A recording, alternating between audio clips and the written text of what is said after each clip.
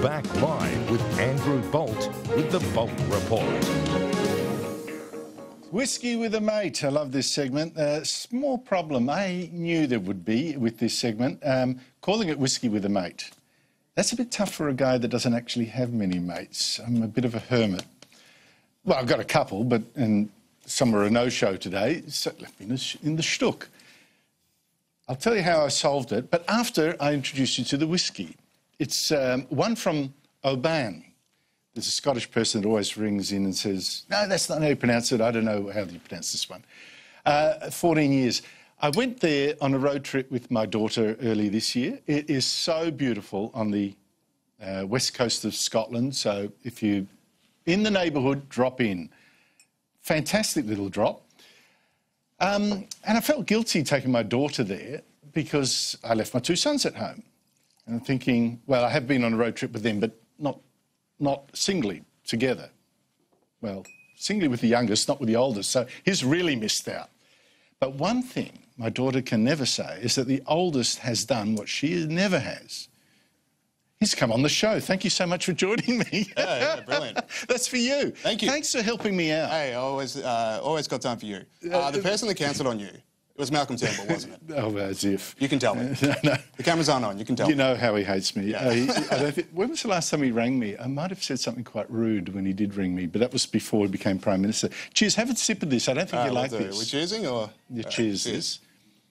I think your sister's going to be so jealous that you're here. She's not. What do you think of this? It's good, yeah. Whiskey's not usually my drink, but that's a good one. Stinks. What TV will make you do? You never drink it when I pour it for you at home, but here you are. Do you find it's a bit weird that you drink at work, or is that... That's my only excuse. Yeah, fair enough. I think I've got away with it, but don't say anything. Well, all right, I won't. You actually do this is called nepotism. James actually co-hosts... I lecture in nepotism, so... James actually co-hosts the Young IPA Podcast every Friday, which I think is really good, with Peter Gregory, who I think is excellent. So I just put that plug out there, pure nepotism, but I actually mean it. But I've been on your show twice, that's why you're here. Yes. Paying me back, while your mother's at home thinking, don't make a fool of yourself, James. She's quite nervous right now. Mum's doing quite well. We're both very happy. We're very happy. Now, listen, what I don't understand is that I've been running around at home saying, you got to get into politics and do all that. You keep saying to me, no way, Dad, I'm not going to be in politics. You do a political show. Explain yourself. And you said, no politics tonight, which is going to be a bit difficult because you're on a political show. Am I? Oh, man, sorry. I don't watch a whole lot of this. But, no, well, it's just like, I don't know, the people I know my age who already want to become politicians and everything's just, the next step on the line to pre-selection. Oh, yes. Really? I know exactly what you mean. Yeah, you know the type. So I try and keep my distance from them, and if I've already, assigned myself to a career in politics at this age, something's gone wrong. But, no, but that's true, because I've noticed people, they declare their political allegiances now to get on that ladder. Yeah. And then what happens when they change their mind, like most sensible people do, about things when they're 30 or 40 or 50? Yeah, a lot of lying to themselves, I think. Yeah. It's tough. The reason I host a political show is, one, thanks to the IPA for giving me the show. You don't have to... He doesn't watch. Oh, well, he does watch. John Roscombe. No, so, it's a really fun podcast. I really like being on a microphone and, I'm learning so much doing it. Yeah, but you hate politics. Well, it's not like I hate politics. It's more with the exception of, James Patterson, Tim Wilson, who I owe a lot to professionally, I don't hate politics, but I do hate politics. You're ticking off all those boxes. James Patterson, did you get that? Name... Well, he's on the show tomorrow, so tune in for that if you're a big fan of Patterson. All right, leave James Patterson to one side and Tim Wilson, anyone else that's worked for the IPA. Name a political leader that's inspired you. That's around now. It's around now. You might need to cut to commercial for that one, but it's just it's tough. They're all just Malcolm Turnbull. No. Kevin Rudd? No.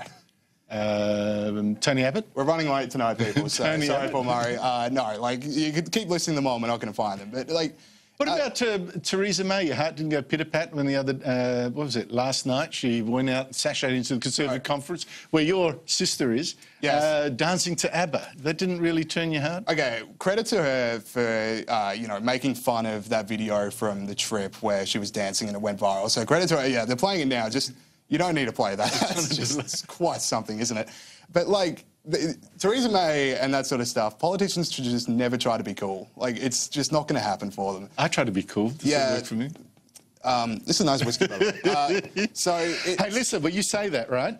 Yep. You say none of them engage. I don't know whether there's a generational issue here or whatever, you know, speaking as the voice of youth, and me as 1 foot in the grave. I have discovered an instant hero. Twitter will do that sometimes for you. Yep.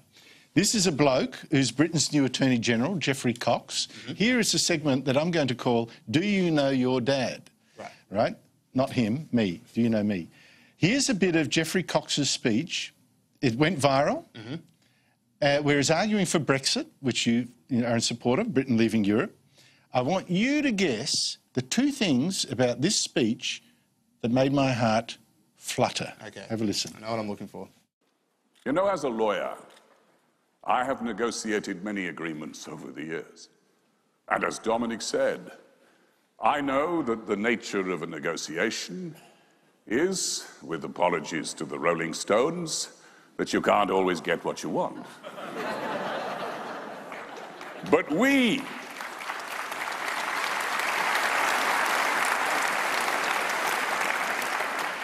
have to be grown up about it. Let us say with Milton, methinks I see in my mind a noble and puissant nation, rousing herself like a strong man after sleep, and shaking her invincible locks. Methinks I see her as an eagle, mewing her mighty youth, and kindling her undazzled eyes at the full midday beam. Ladies and gentlemen, let us seize that prize. Thank you. Thank you. I'm in bliss. Yeah. Why did I like that clip? Well, okay, so... Know your dad. Yeah, so people at home won't know this, but, like, the number one thing being the poetry that he uses. Like, Dad was able to quote that verbatim. There's no teleprompter here telling him what's going to happen. Dad knew everything. I don't think there's a teleprompter. No, but not for you. I'm saying when you were sitting here telling me what was happening. Like, no, that's because I could hear it in my ear. Oh, right, you didn't have an earpiece on. So he's using, like, you know, classic poetry. I'll tell you what I liked about it, which is something that other politicians, like, I said don't be cool. Yeah. But he was being himself.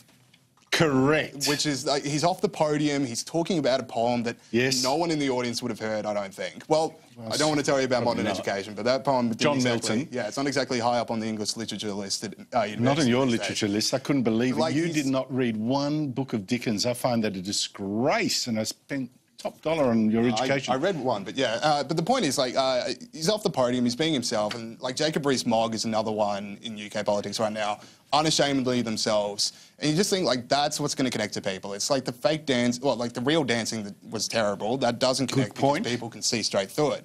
But then you think, like, you know, you got Trump, you got Corbyn, like, these people are just unashamedly themselves, and whether or not you agree with them, you do know what you're getting. So you think 20 and 30-year-olds would connect to that? I think they at least respect that it's genuine. I think that's right. All right, but you actually suggested a third reason I like it. No, you still haven't got the 2 reasons that I would like that clip in particular. I'm going to go big booming voice. The voice, I would love an accent. I know my dad. Boy, would I love an accent. Second? I said the poem. Oh, yeah. But also, a Renaissance man. He can quote the Rolling Stones. Yep. And he can quote John Milton. The modern Renaissance isn't what the old Renaissance was. If that's, look, that's probably correct. I mean, this is why I get so upset. You know, when I had a look at what you got taught, the books in the English literature course, the ones that you got taught, and, you know, Tim Winton, I mean, yawn and yawn. Am I allowed to say Tim Winton, yawn and yawn? It's your show. No Dickens, no Tolstoy, no Trollope, nothing. You could not do what he did. And no one from your school, expensive school, could do what he did. This is what worries me. Yeah, it's tough. Like, it's very hard to get big classic books of literature into a Year 12 syllabus when we're all watching Game of Thrones. Like, if there was a GIF version of John Milton, people would be into that, but there isn't. No, but this is my point. If you had a look at, well, you know Game of Thrones. Yeah. And what's that other show you like? It's The Simpsons even. They have, one of the things that give them depth is that they've got so much resonance with history. Yeah. You know, with history. And with classical literature, like Game of Thrones, the Red Wedding scene. Yeah. That's based on the massacre at Glencoe, where I took your sister to. Sorry. Well, the thing is, I'm actually a landed gentry of Glencoe. There's a website where you can buy 1 square foot of land. So really, when you make fun of that episode, you are making fun of my people. No, so. I regret to inform you that your sister and I invaded your 1 foot of Scottish territory near Glencoe and carved her name with pride on the tree trunk. Sorry, you no longer own that. We will get it back in this life or the next. I want to introduce you to my great heroine. Oh, right. Yes, Margaret Thatcher. You know all this stuff about equal opportunity and affirmative action? Listen to this from Margaret Thatcher. Seem to make any concession to the fact that you're a woman, do they? No, why should they? I mean, I don't make any concession to the fact that they're men. No. You did hear about Margaret Thatcher at school, didn't you? Yeah, we did. Does she appeal to you? Well, it's a good answer to a question. And the thing I like about it is, we have the leadership challenge, we get Scott Morrison, there's this whole thing of what's the future of the Liberal Party? Are they going to get back to their roots? So it's so relieving that the first major issue they're up against is whether or not to bring in gender quotas. Where's the Margaret Thatcher? They're not coming. Would you vote for a woman like that? Or is that sort of out of time now? Well, no, I'd vote for you don't even know who I'm talking about. I do know who you're talking about, but it's just would you vote for someone 30 years ago, and I wasn't around for all of the policies, but, people I respect like her a whole lot, and the policies I have heard I liked, but, I need to read up a bit more. James, thank you for helping me out. I really appreciate that. Thank you for the free drink. And Young IPA website. The Young IPA podcast. Outsiders is next. Keep watching Ross and Rowan, but from me, it's good night. And I hope Sally didn't...